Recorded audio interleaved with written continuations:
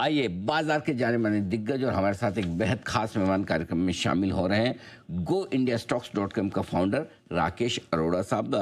आप go India advisers के managing partner हैं। उससे पहले आप एक दशक से ज़्यादा मक्वारी जैसे दिग्गज संस्थान के साथ हेड ऑफ रिसर्च के तौर पर रह चुके हैं। एजुकेशन में आपने बीटेक की डिग्री हासिल की है BHU वाराणसी से। अरोड़ा साहब गुड मॉर्निंग, बहुत बहुत स्वागत है आपका, धन्यवाद हमें समय देने के लिए। सर, एक ही सवाल सबके मन में है, और कितना गिरेगा? हो गया बस कि अभी और गिरना बाकी है? कहाँ रुकेंगे? कब सुधरेंगे? मतलब यही अब लोग है ना, पूछते पूछते थक भी गए, लेकिन उन सबके ब्याह पे मैं पूछ रहा हूँ आपको।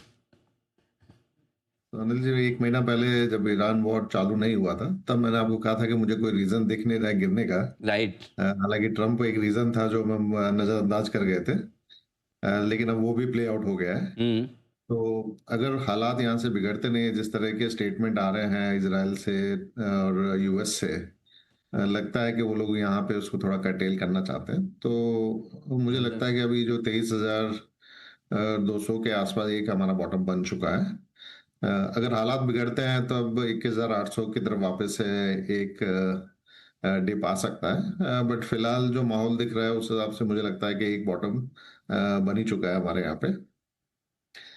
ऑयल प्राइजेस से काफी कुछ हमें पता लगता रहेगा। अगर ऑयल प्राइजेस वापस से $90 के नीचे आ जाते हैं तो आई थिंक इंडिया की इकोनॉमी पे कोई खास असर होने वाला नहीं है। हालांकि कुछ सेक्टर जैसे OMCs में थोड़ा इम्पैक्ट रहेगा, क्योंकि उनको ये जो ऑयल प्राइस जो इंक्रीज हुए हैं उसका इम्पैक्ट होगा।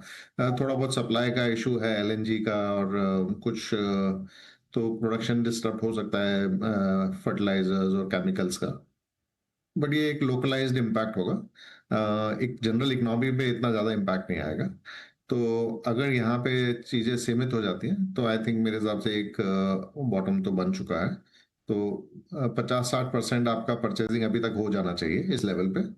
थोड़ा बहुत रख सकते हैं अगर मान लीजिए कुछ स्थिति बिगड़ती है तो वापस से ऐड करने के लिए। वंडरफुल, क्या बात है सर, आज आपने तो पूरा कॉन्फिडेंस बढ़ा दिया हमारा कि ये लेवल ठीक है पैसा लगाने के लिए। 50-60% लगा चुके हैं, लगा लेना चाहिए, और थोड़ा बहुत रख सकते हैं अगर और गिरावट मिले तो भी।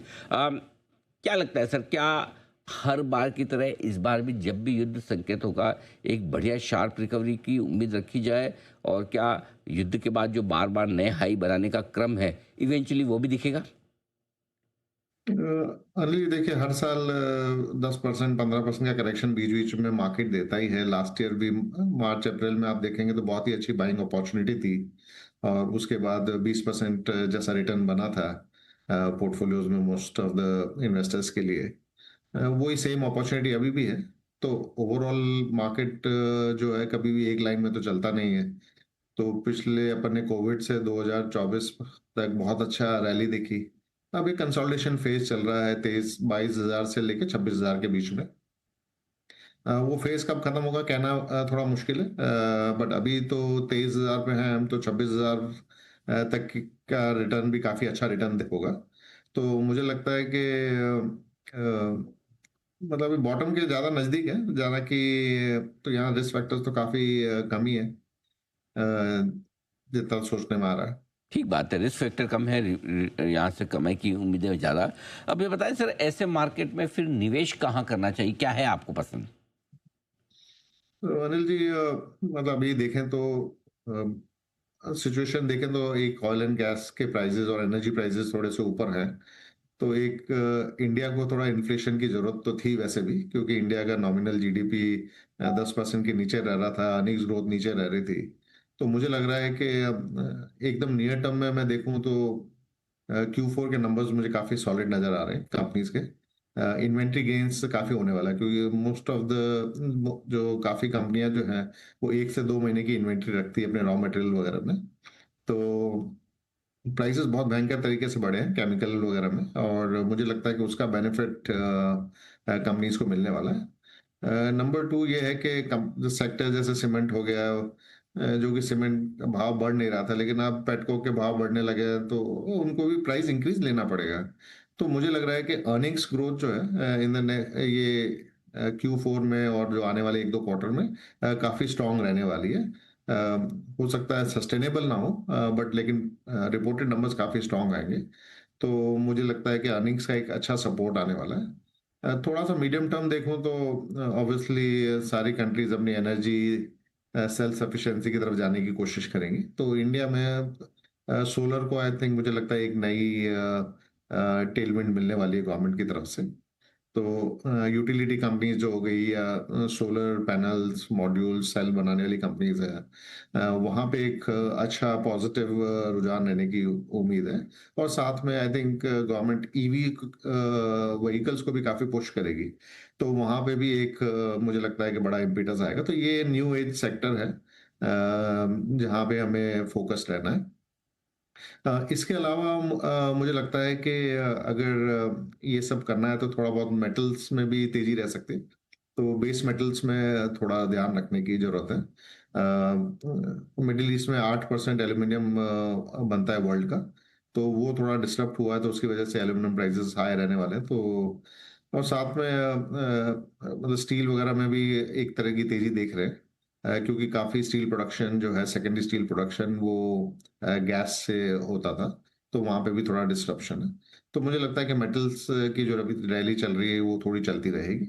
इसके अलावा टैक्टिकल बाइज हैं अपने पास, क्योंकि रुपी भी थोड़ा डेप्रिशिएट हुआ है और आईटी सेक्टर का काफ़ी एआई के नाम पे काफ़ी ठुकाई हो चुकी है। तो मुझे लगता है कि एक टैक्टिकल बाय आईटी सेक्टर भी बन रहा है। तो I think mix domestic sector का और IT sector as a tactical buy अगर हम करेंगे तो portfolio I think medium term के लिए तैयार हो जाएगा। इसमें बहुत अच्छी इंटरेस्टिंग आपने थीम्स बताई राकेश सर, जहाँ रिन्यूएबल्स, यूटिलिटीज़, जो ये पावर कंपनियां, यहाँ पर एक्शन बढ़िया हो सकता है। आईटी शेयर रुपए की कमजोरी के बाद एक अच्छा एक्शन दिखा सकते हैं। एक और राय आपसे लेना चाहता हूँ। अच्छा, मेटल भी आपका, मेटल तो आपका ऑल टाइम फेवरेट है। मेटल में आपने एल्यूमिनियम ज़्यादा पसंद है बजाय स्टील कॉपर के? अनिल जी, डिस्रप्शन एल्यूमिनियम में क्या है कि पहले से ही थोड़े शॉर्टेजेस थी और अभी और डिस्रप्शन आ रहा है। तो एल्यूमिनियम की कैपेसिटी तो अभी लगेंगी मुझे लगता है, बट कैपेसिटी लगाने में 1-2 साल लग जाते हैं। तो इंटरिम में एल्यूमिनियम के प्राइसेस थोड़े स्ट्रांग रह सकते हैं, $3000 के ऊपर बने रह सकते हैं। तो स्टील में उतना डेफिसिट नहीं है, मतलब चाइना चाहे तो जितना मर्जी माल दे सकता है। तो इसलिए पहले नंबर पे तो एल्यूमिनियम ही रहेगा, तो उसके बाद स्टील रहेगा। बात है। एक बार रेट सेंसिटिव सेक्टर्स पर आपसे राय लेना चाहता हूँ। Banks, NBFC, auto, real estate, यहाँ क्या व्यू है आपका? ऑटोज में जैसे अनिल जी मैं कह रहा था कि जिन कंपनीज के पास ईवी का पोर्टफोलियो है वो थोड़ा बेटर करेंगी एज कंपेयर टू के जो लोग अभी भी पेट्रोल और डीजल के पोर्टफोलियो पे टिके हुए हैं। तो ऑटो में सेलेक्टिवली मैं बुलिश रहूंगा, क्योंकि मुझे लगता है कि गवर्नमेंट का सपोर्ट बढ़ने वाला है ईवीज के लिए। ठीक बात है। तो बिल्कुल ये पूरा का पूरा एक्शन आपके लिए निवेश करने के लिए आज से, और रेट सेंसिटिव से भी। एक आखिरी में सर, फार्मा शेयर, क्या यहाँ पर निवेश के मौके दिखते हैं? क्या पसंद है आपको? फार्मा में अनिल जी एक तरह का जैसे एआई की बात हो रही है, वैसे ही वहाँ पे भी GLP-1 की बात हो रही है कि तो आई थिंक फार्मा में एक बहुत बड़ी अपॉर्चुनिटी डेवलप हो रही है वेट लॉस ड्रग को लेके।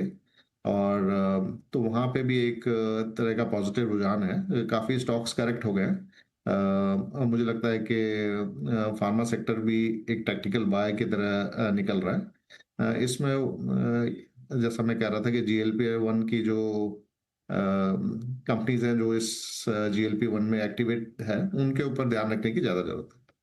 बिल्कुल ठीक बात है। तो ये है आपके लिए सारे के सारे इन्वेस्टमेंट्स के आइडिया। लेकिन सबसे बढ़िया बात जो कही राकेश सर ने कि बाजार बॉटम के करीब है, पैसा लगाने का वक्त है।